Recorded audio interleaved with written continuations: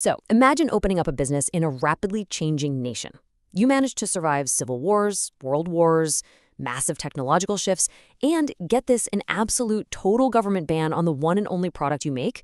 Honestly, most businesses would just crumble, right? But there's one brand that didn't just survive, it's actually still operating centuries later as America's oldest operating brewery. Today in this explainer, we are unraveling what I call the Yuengling paradox, and we're going to look at exactly how a company manages to navigate multiple mass extinction events. Okay, let's dive into this. It's a fantastic question that actually just recently sparked a massive discussion over on Reddit's Ask Historians community. We all know the US has this super rich colonial history, going way back before 1829. So why on earth aren't there any surviving breweries from the 1700s? Were there older ones that just went under? Basically, why was brewing such an incredibly risky business? Well, to figure out why Yuengling holds the crown today, we really have to look at the absolute gauntlet that early American brewers were forced to run.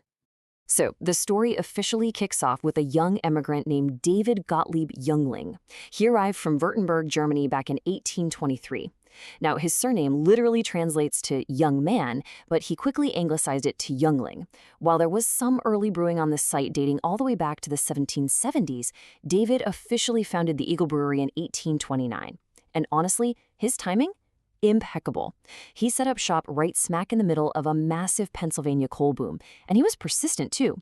Even after an 1831 fire totally leveled his original facility, he literally just relocated down the street, rebuilt the whole thing, and kept right on brewing. But a local boom couldn't protect them forever from what became the first great extinction event for American breweries, and that was the rise of the railroads and the Midwestern beer barons. As rail networks rapidly expanded across the country, shipping became incredibly, wonderfully cheap. So suddenly, you had these massive brewing conglomerates emerging out of places like Milwaukee. Think of huge brands like Pabst, Schlitz, and Anheuser-Busch. They were suddenly able to steeply undercut all the small local operations on a national scale. It was brutal. Local brewers who relied completely on their immediate, tight-knit communities for survival were just blindsided by this tidal wave of cheap, efficiently distributed beer. And this brilliantly illustrates the devastating impact of those massive industry shifts. Just look at the sheer statistical drop here. It's wild.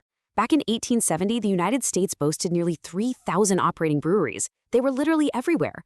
But the competitive pressure from those beer barons was just immense. Then you factor in the next major historical hurdle, and by the end of 1933, that number had plummeted down to just 750. And the consolidation didn't stop there. It continued relentlessly over the decades. By 1980, barely 100 breweries remained in the entire country. Honestly, when you really step back and look at these numbers, Yuengling's survival is nothing short of miraculous. Now, that massive drop in 1933 brings us directly to the second and probably the most famous extinction event, Prohibition. In 1920, the Volstead Act came along and enforced the 18th Amendment. This made the commercial production and sale of alcoholic beverages completely 100% illegal nationwide. Now sure, the wine industry found some sneaky loopholes by selling wine bricks, and organized crime kept the hard spirits flowing freely through speakeasies and local pharmacies. But the beer industry? It was uniquely devastated. See, beer doesn't just sit and keep for years like whiskey, and you definitely couldn't easily craft a good lager in your bathtub, like gin. So for thousands of American brewers, the Volstead Act was basically an immediate and fatal blow. So, the big question. How did Yuengling survive when literally thousands of others just folded? The answer is total, absolute adaptation. They refused to sit idle and just, wait for the laws to change. Instead, they radically diversified their production lines. They pivoted hard to producing near beer with a legally compliant 0.5% alcohol by volume. They whipped up non-alcoholic beverages like Portor. They even, and I absolutely love this, they created a malt-based sports energy drink called Juvo, which just feels so wildly ahead of its time. And when beverages weren't quite enough to pay the bills, they actually opened a dairy right across the street to produce ice cream and other dairy products. They basically did whatever it took to keep the machinery running and their workers employed. And spoiler alert, that sheer determination absolutely paid off. When the 21st Amendment finally repealed Prohibition in 1933, Yuengling was ready to go. In what I think is just a brilliant piece of historical PR, they celebrated the repeal by immediately dispatching a truckload of their freshly brewed winter beer straight to the White House to personally thank President Franklin D. Roosevelt. I mean, what a bold statement, right? It showed they hadn't just survived the dark times, they were ready to roar back to life on day one.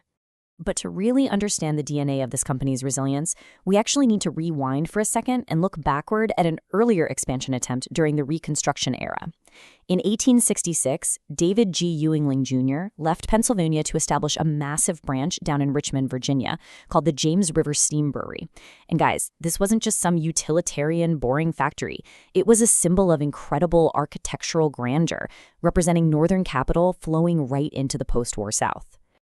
The Richmond Brewery was actually designed in a style known as Rundbogenstil. It's this beautifully ornate German-American architectural style that essentially translates to the rounded arch style. We're talking decorative brickwork, pronounced vertical pilasters, and these gorgeous grouped round-headed windows. You see, back then, breweries were actually designed to be grand community gathering spaces. They were real cultural monuments, often surrounded by beautifully landscaped beer gardens, like Richmond's Schutzen Park, where families could go to gather, have a picnic, and just socialize. But despite all that incredible grandeur, the James River Steam Brewery actually had a remarkably brief lifespan. Built in 1866, it was pretty quickly battered by the prolonged national economic depression that followed the Panic of 1873. Things got so bad that by 1879, they had to make the really tough call to close the Richmond facility completely, just to focus on their northern markets. After that, the building was leased out to a local cedar works company until 1891, when a fire broke out in an adjacent stable and completely, totally destroyed the massive 5-story brewery. But here's the thing. The real reason that Richmond expansion became a relic wasn't just about a bad economy. It was actually about technology. You see, German lager requires really cool temperatures to ferment properly. Pre-refrigeration, brewers literally had to brew in the freezing winter and dig massive underground vaulted cellars just to keep the beer cold during the hot summer months. But fast forward to the 1870s, and mechanical refrigeration was being widely adopted. Suddenly, brewers could build above-ground stockhouses and brew year-round.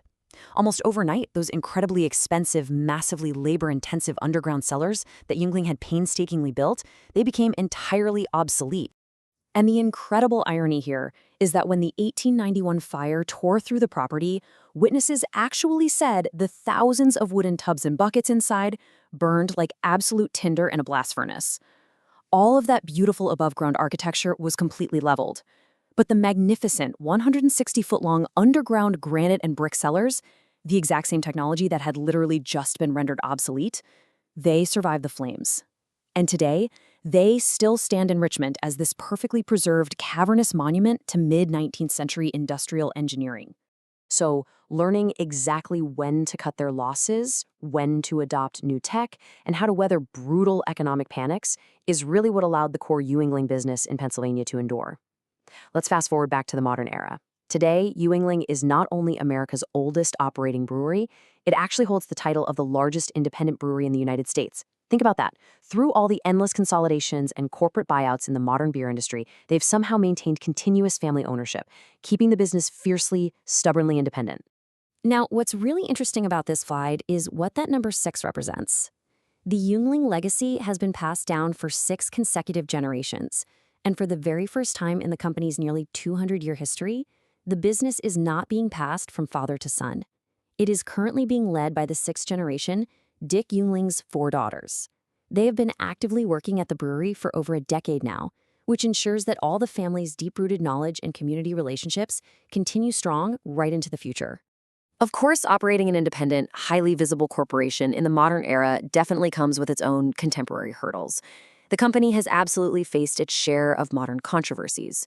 For instance, in 2006, they navigated allegations and friction regarding union busting. And more recently, in 2016, owner Dick Yuengling publicly endorsed Donald Trump's presidential campaign. This sparked immediate political backlash, which included some highly publicized boycotts led by state politicians and even some former longtime customers. For any massive corporate entity today, these are undeniably significant operational and public relations challenges. But what is absolutely fascinating is how the company actually views these modern frictions, specifically through the lens of their own incredibly deep history. When asked about the financial impact of those recent political boycotts, Dick Yuengling simply replied back in 2017, "We survived Prohibition. We survived 2 world wars. When you couldn't get any grain, we'll be fine." It is a really stunning perspective when your corporate timeline literally spans the Civil War, the mass extinction of thousands of competitors, and an actual constitutional amendment banning your product. Well, contemporary boycotts are historically contextualized as just another bump in a very, very long road. Which brings us to our final thought for this explainer. The Yuengling paradox really shows us that surviving for nearly 2 centuries is never, ever a straight line. It leaves us with a pretty compelling question to consider. Is the secret to generational survival simply having a really high-quality product? Or is it fundamentally about agility? Knowing exactly when to adapt to changing technology, new laws, and shifting markets without ever losing that core identity of where you came from. I really hope this explainer gave you a whole new appreciation for the incredible history hiding inside our oldest businesses. Thank you so much for joining me, and keep questioning the history behind the everyday things around you.